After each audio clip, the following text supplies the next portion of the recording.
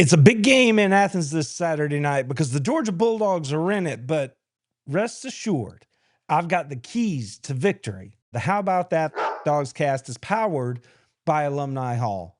Alumni Hall has everything you need, the largest collection of drinkware, the largest collection of gifts, tailgate gear, whatever it is you need, they've got it for you. And if you use my exclusive code, HBTFD15, you can save 15% in the store, in the app, or online. And if you are a member of the military or a student, just show your ID. That'll get you another 10% off. And while you're there, you may as well sign up for the Hall Pass Rewards program, where you will earn money toward future purchases. Alumni Hall, where dog fans shop. Oscar Delp stepped to the podium this week when he met with the media, and they asked him, is this a bigger game than any other game that Georgia's played this year? You've already played a bunch of big games. Is this one any different? And Oscar just answered honestly. And he said, no, this is a big game because at Georgia, you're everybody's big game. It's always the biggest game. So it doesn't matter who we play, it's a big game. And he's got it exactly right. He's got it exactly right. How many times have you heard me say, it's a big game because Georgia's in it? All you have to do is go look at the TV rankings. You have to just go look and see the history here recently for the University of Georgia and what it looks like and where the nation's eyes are focused when the Dogs are playing, and it's on the Georgia Bulldogs. There are a lot of reasons for that, but this game against Texas this Saturday, well, it brings a little extra glitz and glamour, right? There's the name of that quarterback on the other side. There's the fact that Texas is still trying to prove their mettle here in the SEC, and so far, they've come up lacking. The results are what they are. I actually heard University of Texas podcasters this week, Locked On Texas, Locked On Longhorns, I think is what it's called.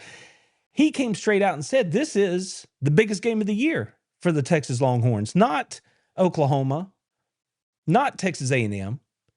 It's this game against Georgia, and he laid out all the reasons that I just mentioned. Texas thought they were going to come in here and just take over the league, and it didn't go that way. They had their shot twice, and twice they were humbled in 2024. They didn't just lose. They got manhandled. They got beat down. Now, the Texas fans don't want to hear this. They're like, well, we were a missed kick away. Don't lie to yourselves, friends. If you watch the games, you know I'm telling you the truth. 13 total sacks, something like 25 total tackles for loss. Georgia did what they wanted when they wanted against Texas. They just made it a little interesting after the injury there in the SEC championship game. But the difference between those two teams last year was that Georgia was the tougher program. Georgia had a tougher culture. Georgia was more mentally tough. In every way, Georgia was tougher. And it shook the Texas program to the point where you've got dyed in the orange, burnt orange, saying out loud for the world to hear that not our traditional rivals, those games, that is not our most important game here in 2025. No, it is the Georgia Bulldogs, because they're going to rotate off the schedule for a couple of years. So if you don't get them now, you just got to sit with the fact that you have come into the SEC and you have not been able to do the thing that you came in to do, which is move to the head of the table, move to the front of the toughest college football league in the country, because the class of that conference, the University of Georgia, pushed you back, showed you where you belong. And you have to remember that when you're not the lead dog, the view never changes. So yeah, Texas has a lot on the line. Now that's the 30,000-foot view. Texas also has a lot on the line here in 2025. They are playing for their college football lives, and that makes them a little bit of a desperate team. If they want to make the CFP, if they want to have any hope of getting to Atlanta to play for the conference title, they have to win on Saturday, and that makes them desperate, and that makes them dangerous. We're going to get into that and much more as we walk through this game tonight. But before we can do that, we have to talk about what just happened. And that was the excellent display of football that was put on by the University of Georgia against Mississippi State this past Saturday in Starkville. The Dogs came out early. After the first drive, it was all Georgia. There was only one Bulldog in the stadium that day, and he was wearing red and black. The Mississippi State Bulldogs came out, they went right down the field, they scored, and that was it. From that point, Georgia just took off and ran away from them. Any way you want to measure it, offensive statistics, the scoreboard itself, just the feel of the game. However you want to look at it, Georgia dominated them. And as we take a look back at it, I think we just need to walk through what it looked like and felt like in real time. I want to share with you my thoughts as this thing developed this past Saturday. I wasn't real sure about how Georgia was going to show up. They had come out fast in their earlier this year in their early kickoff game against Kentucky. But this one was different. It was on the road. They had to deal with the time change, being in a different time zone. They did have the big game against Texas coming up. But see, here's the thing about Kirby Smart teams. The University of Georgia don't care about trap games anymore. I used to worry about that back when somehow or another I thought that I had something to do with the way it was going to go, right? So a little superstition crept in. I used to be a ball player. I know what it was like to have to, you want to wear your socks a certain way. I just got rid of all that a few years ago, though, because under Kirby Smart, it's about preparation, and the preparation is what allows you to perform.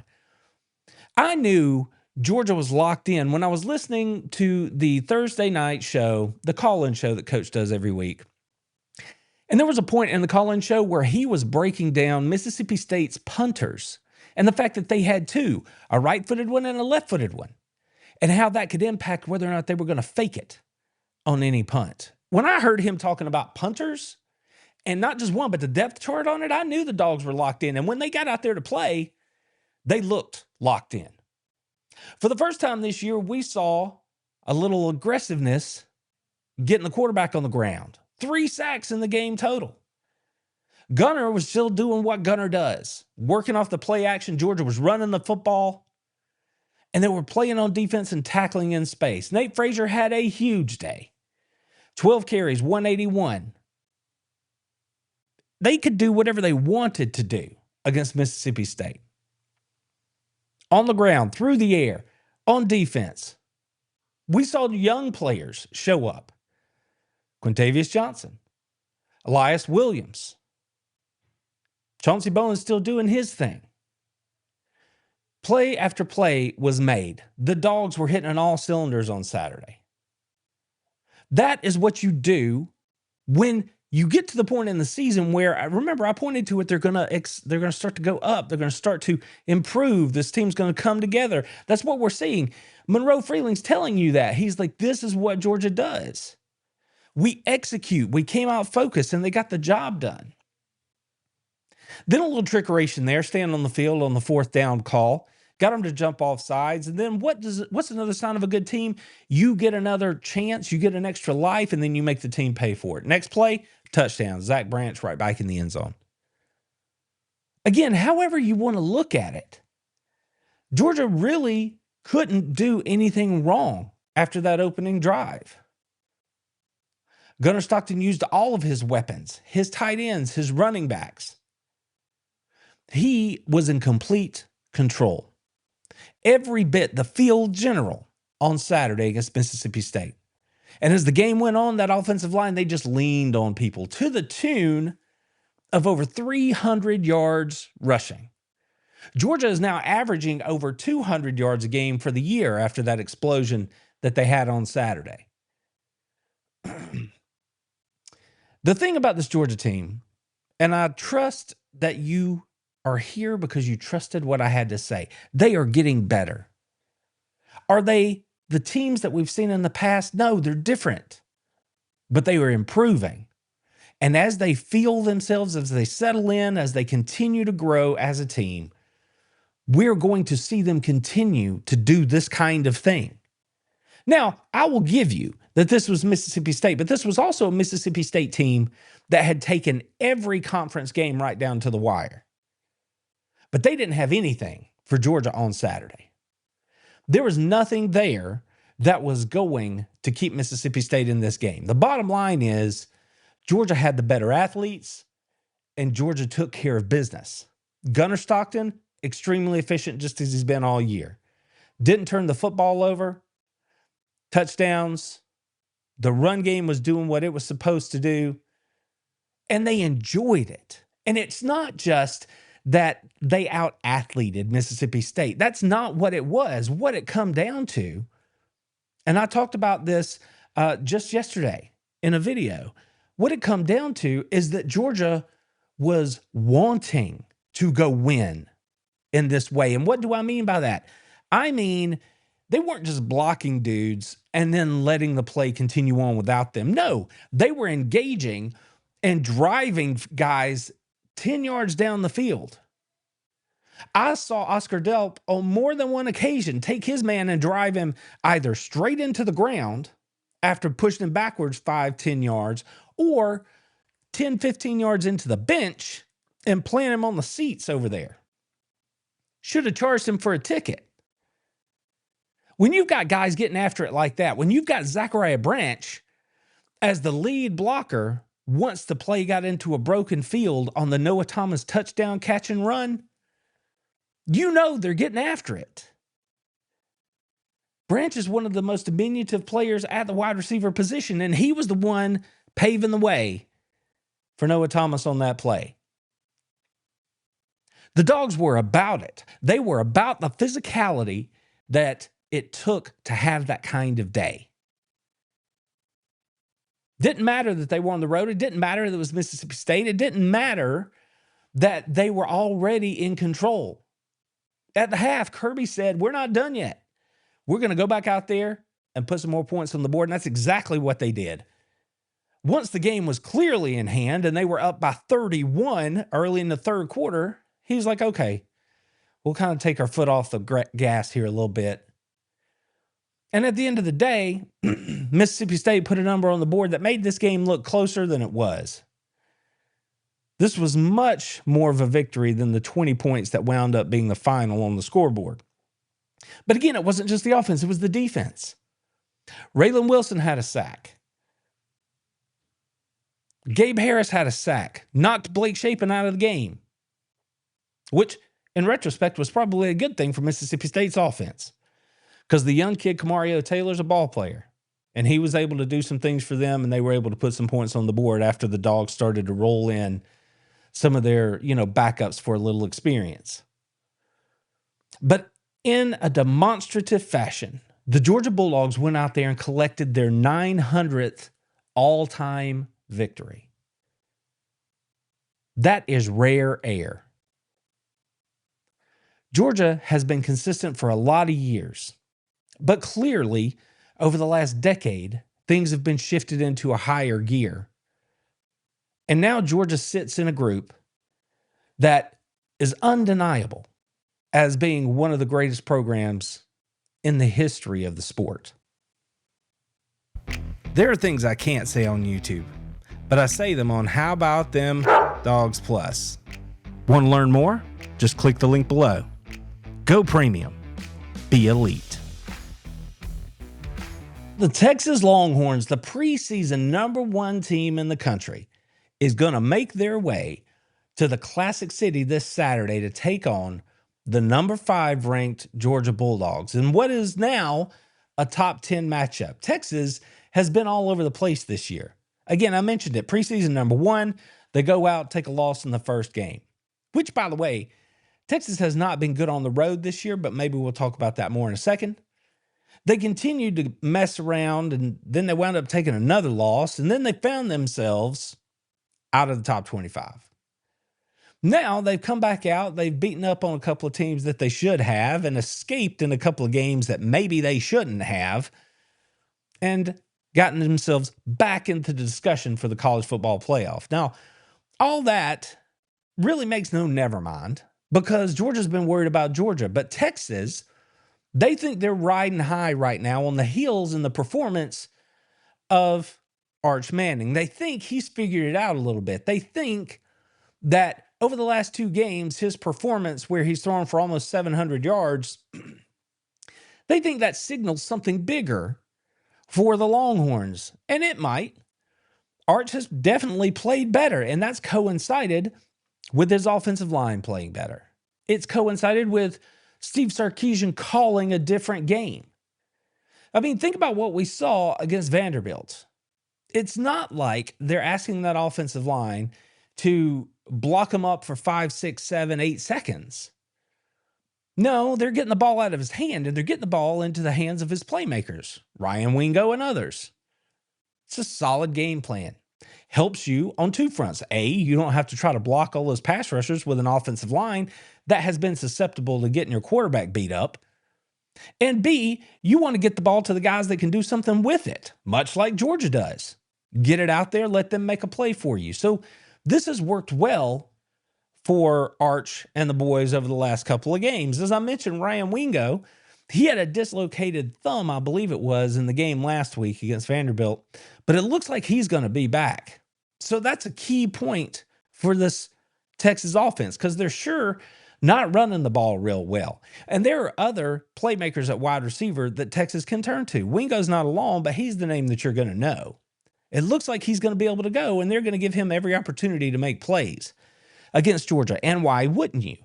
Because when you think about what Georgia has been defensively this year, they're checking in at 58th nationally against the pass headed into this game. So there's a little bit of work that can be done there if you're Arch Manning and his wide receivers. If I'm Texas, I'm looking at it and thinking exactly the same thing. Let's get the ball into their hands. Let's have them make plays for us. Let's not try to drop back and hold the football. I know Georgia's pass rush hasn't been great, but let's not do that. Let's just keep doing what's working. They haven't run the ball well all year. So why not go with the thing that they're good at? Your quarterback is supposed to be that guy. Let him go be that guy. But as we look at this game, if you flip it over to the other side, Texas has some other stuff going on. I mentioned that Wingo got hurt in the game the other day. Their All-American safety, Michael Taft, he's been out for a couple of weeks now. He's going to be back. Now, the numbers I'm about to give you, that Texas is currently 94th against the pass in college football, those numbers have been inflated over the last couple of weeks. You've seen more busts than maybe you're used to from a team as talented on the defensive side as Texas is. Most of that has been on the back end. That in large part has to do with the fact that Taft has not been playing. But like I said, he is expected to return against Georgia. So you have to think that they're going to be a little bit better, or at least a little more confident in the fact that he's back there for them this week. But that's on the back end. Up front, Texas is still pretty salty. I mean, you've got Anthony Hill Jr. and you've got Colin Simmons, both of which can flag it after the passer. They can cover. They can play the run. Texas was not a preseason number 1 for no reason. They have blue chippers just like Georgia does. This game is not going to come down to who has the better roster. That's not going to determine it in any way because, again, they have talented players, but so does Georgia. I believe the number is Georgia has the second highest rated blue chip ratio in the entire country this year, behind only Oregon. That just means that they have the top roster in the SEC, which means they would be a little bit ahead of where Texas is in terms of that one metric. But make no mistake, Texas is very, very skilled. So again, the roster itself, the talent on that roster, that's not going to be the determining factor. They're not just going to walk out there and be better than Georgia because they have the Texas Longhorn on their helmet. That's not how this is going to go. This is going to be a culture game, much like the games in 2024 were. So the big question is, has Texas gotten things right in their own house when it comes to this part of it? Because if you're Georgia, I mean, you're looking at what you have to do to be successful against Taft and Anthony Hill and Colin Simmons. What does that have to look like? Well, I think Georgia, they have to do what they've been doing. You have to stay committed to the run game. Texas, their rush defense this year so far is the second best in all of college football. So you've got strength on strength here. Georgia's rush offense is the 24th best in the country. So the statistics are going to tell you that Texas has the edge here, but that doesn't mean that Georgia can just not run the football. They have to be as stubborn about it as they've been all year. They have to lean on that culture, that physicality that they showed last week against Mississippi State when they come out and face the Longhorns at home on Saturday. They have to have the will to move another human over the course of 4 quarters. So stay committed to the run, Georgia. If you do that, you're going to be in good shape. Get your tight ends involved. We've already talked about it, right? We have already talked about it. We talked about Oscar Delp, Elias Williams. If you're running the football and you're having any kind of success about it, and those linebackers, Hill, Simmons, make them have bad eyes. The way you do that is you play action or you get your tight ends involved over the middle of the field. So that way, if they're having to worry about the middle of the field in the pass game, that means they might be a step slower playing the run, and vice versa. If they're having to worry about the run game, that opens them up to the play action pass. So the tight ends are going to be very important here, especially when it comes to those linebackers in the middle of the field. Taft, that safety in the middle of the field. Run the ball effectively, use your tight ends, help them have bad eyes. I think that has to be a key part of what Georgia's going to try to do here on offense. They have to keep trying to run the football. And Gunner, he just needs to hit his shots when he has his opportunities, which is all he's had to do all year. Georgia has put him in position because they can run the ball so well, because they have such a great tight end room and wide receivers that are making play for them. The reason those things have been working, that's what allows Gunner to just be who he is, which is win with his feet when he has to, and then make the throws down the field when he has the opportunity to. Just be who you are, Gunner. Protect the football, be efficient, get us in the right play. And I believe that Georgia's going to be able to do some damage against this Texas defense. Again, they are very salty, but I think that they can be had. I think Georgia has the stuff that they need to make that happen. On defense, if we flip it around just a little bit and we talk about what Georgia has to do to stop Texas, I mentioned Ryan Wingo is back. I talked about how they haven't been able to run the football very much. So let's start at the very beginning, which is something else that Georgia has been pretty good at this year. They're 12th against the run defensively. Texas has not run the ball well this year. So let's continue that. Show up, show them that tonight's not the night. You're not going to get well between the hedges in the run game. That's not how it's going to go. And you just have to set your jaw and let that be known early. Again, we look back to that physicality of it all. You have to say, yeah, that's not how this is going to go. So do that part. But here is where I think it really is going to come, like the rubber's going to meet the road. Like, think back to what happened at Texas last year. And in both of those games, Georgia had 13 sacks, upwards of 20 tackles for loss. Now, this year's Georgia team has not exactly been that type of defense. It has not been the type of defense where they're getting after the quarterback every time. But I think this could be the week that we find out who's next. What do I mean? Well, we know that the linebackers so far are the ones who are getting the pass rush when Georgia has had one.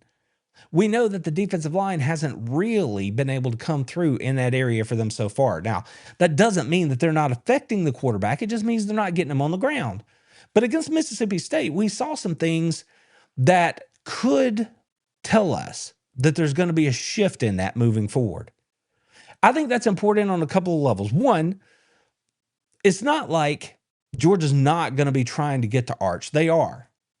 But the thing that makes Arch different than, say, Quinn Ewers last year is the fact that he can run a little bit, much like Gunner.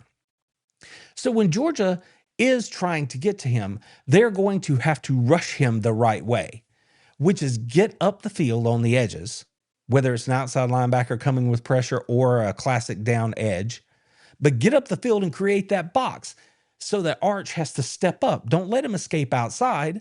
And when he steps up, those guys in the middle, those defensive linemen, you just need to close that box like a vice. So the way Georgia has to rush this week is key. They have to squeeze Arch and keep him in the pocket. They just can't let him get out and hurt him with his feet. But you do have to have that presence off the edge. So who's that going to be? Could be Chris Cole. We've seen him. We saw Gabe Harris have a big play last week. You have to think that they're going to still use their fire zone blitzes with the middle linebackers and disguise pressures and that sort of thing. But I saw Zayden Walker on the field for Georgia last week against Mississippi State early in the game, and the young man was making plays. Now, that gets me very excited because Zayden in last year's class was the number one linebacker in the country. The year before, that was Justin Williams, who's also on the team.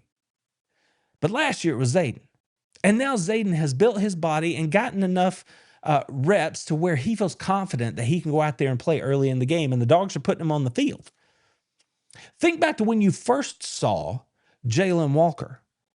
He was almost exclusively a pass rush specialist off the edge in his freshman year.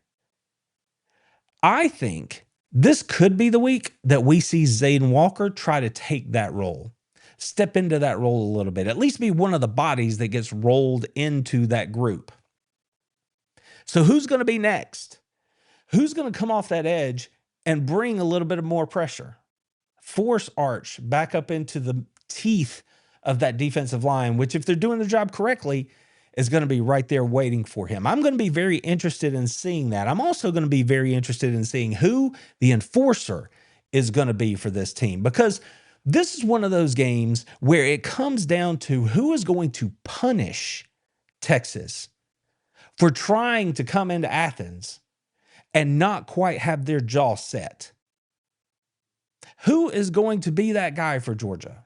I think we're not going to know until it happens, but I'm looking for it on Saturday, because the thing that Georgia must do above and beyond everything else in this game defensively against Texas on Saturday is tackle in space. Now, early in the year, this was a thing that could have been an issue for Georgia in a couple of games. It is something that has sort of lingered over the course of the entire season. But if Georgia's going to shut down Texas at least enough to get this win, it's going to be because they tackled well in space. Because I've already told you, I don't expect Texas is going to run the ball well. I expect they're going to squeeze Arch in the pocket and get the ball out of his hands into the hands of their playmakers. Georgia must put them on the ground when they have the opportunity. So Raylan Wilson, C.J. Allen, Chris Cole, if you're out there in space, K.J. Bolden, you guys have to put them on the ground if you get an opportunity. And when I talk about being physical, think about what that looks like if you're getting the ball out of his hands quickly. It's going to be like bubble screens, like the opening play that they had against Vanderbilt, where you swing it out wide to Wingo, and then he gets loose and goes 75 yards for the touchdown. You're going to see that against Georgia. What Georgia has to do is remind Texas who and where and what they are. There must be block destruction on the perimeter from Georgia's defense. Dalen Everett, DeMello Jones, or Ellis Robinson, whoever's at the other corner. Janelle Aguero. Somebody comes over the middle, you have to let them know what's up. Remind them that they don't want any part of what's about to happen in Athens on Saturday night. Remind them that they are not built for this the way you are. That's what Georgia has to do. Tackle in space.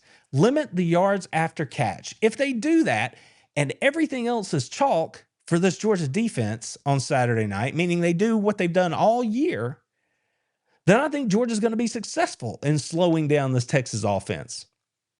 because they're coming into the game with one hand tied behind their back, not being able to run the ball well. Remind them that they still can't, and then shut down what they're trying to do. They don't have to have 3 sacks, 6 sacks like they did against Texas last year. They just have to make Arch uneasy. And that's where I finally want to point to the other part here that we haven't really talked about a lot, and that is the fact that this game is in Athens. It's in Athens, so the home crowd must be a factor, and I believe it will be. If everything else is going like I think it's going to go, like I just laid out for you, it needs to go, then that crowd is going to have a huge impact on Saturday night. Because that means that they're going to be in third and medium to long. That means that you're going to have the opportunity to rattle Arch a little bit because, yeah, he went to Ohio State, but this environment that he's coming into Saturday night is different than anything else he's been in so far. Frankly, I don't think it's close. So the crowd in Athens on Saturday, we have to do our part and trust that the players are going to do their part. I think we've looked at the keys. I think we know what has to happen. Now we all get to find out together whether it will. This is a big time game between the Hedges and Athens on Saturday night. And for Steve Sarkisian, this is going to be the kind of game that really says a lot about who and what his program is in the SEC. There are several keys to this game that I think we can put our fingers on pretty easily and point to as what's going to be the difference. Penalties, of course, turnovers, of course, explosive plays, of course, which brings me right back to the number one thing that I think is going to matter, and that is whether or not Georgia or Texas is really good at tackling in space, preventing the yards after catch.